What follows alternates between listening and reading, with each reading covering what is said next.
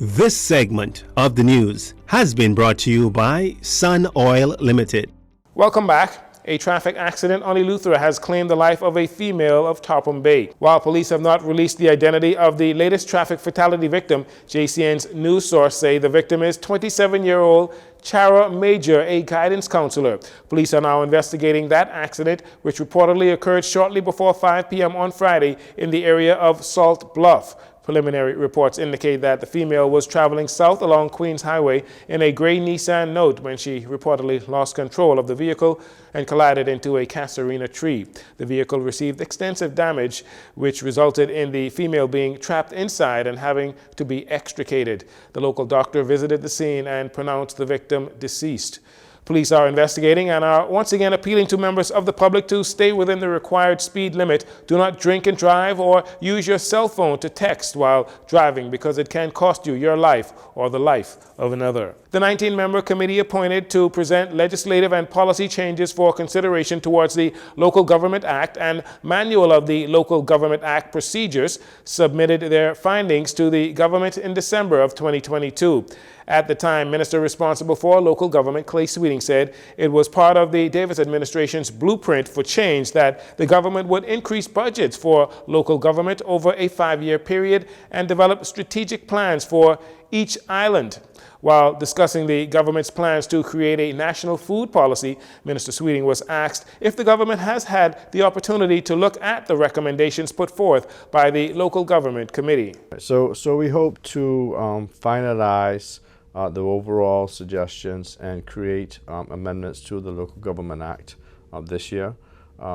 We set a timeline to get the suggested amendments by December, which we were on time.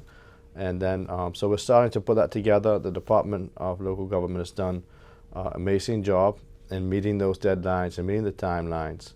One of the largest initiatives for me would be to provide local councils with revenue-raising powers, which would help to alleviate some of the burden in developing local communities. I've been speaking about it for some time now, and we're almost there. We're almost there to finalize the amendments and to carry those to Cabinet for approval.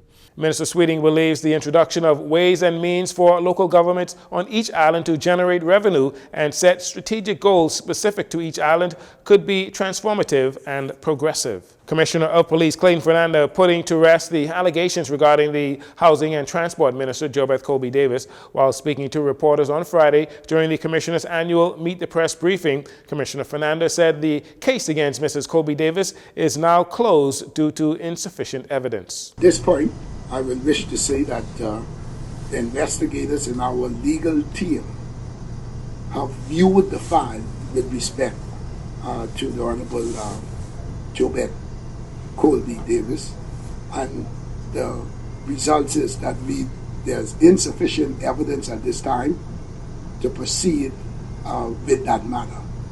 So that matter is closed. In May of 2022, the transport minister was accused of hitting a police officer with her car in an altercation stemming from the officer's refusal to allow her to access an entry point that was closed off to vehicular traffic during the Carnival Road Parade. It was reported that the officer had to receive medical attention as a result. When asked about the welfare of that officer, Commissioner Fernando had this to say. As I said, and I'm not going to go in details with that, the officer, I've spoken to him, and he will be the wake. I've spoken to him. I'm not intent to go into. We deal with facts and evidence. That's what we deal with, and that's what you need to go to court. And I don't wish to get into no tangle. We don't investigate in the media. There was a lot of things thrown out there on social media.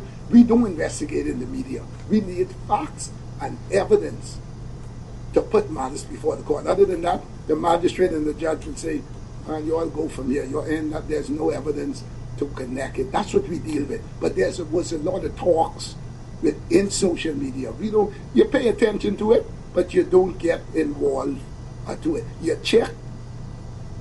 You always, you as an investigator, you go with an open mind. In recent days, there have been rumors that Press Secretary in the Office of the Prime Minister, Clint Watson, had been demoted and reassigned as a consultant at ZNS. Well, Mr. Watson set the record straight at the most recent Office of the Prime Minister's press briefing, telling reporters that he is only doing his job and that all claims on social media were false. I am the Press Secretary of the Office of the Prime Minister. That has not changed. That is what I do. ZNS is going through an improvement and upgrade in their news department. They're pulling on expertise from myself, having been able to have done a successful term with Eyewitness News. I'm assisting them and helping them to be able to do that. As Press Secretary, BIS and ZNS are part of our portfolio. They come under the Office of the Prime Minister. So I'm doing what I do every day, trying to fulfill my job description and helping people the same way. No, it is not. It is not a paid assignment, no. When asked if his affiliation with ZNS will be a conflict of interest, considering that all media houses are in competition with each other, Mr. Watson says that he is here to help all media houses. ZNS would probably think that you get more favoritism than they do with stories and so forth. No, there is no interference. We are not interfering on that level. We're trying to help them with the upgrade and restructure. We play by the same rules. As you can imagine, how people feel when they think I came from Eyewitness News and Eyewitness just gets all the scoops. No, we play, that's not our mandate, not our focus. We're just trying to help out.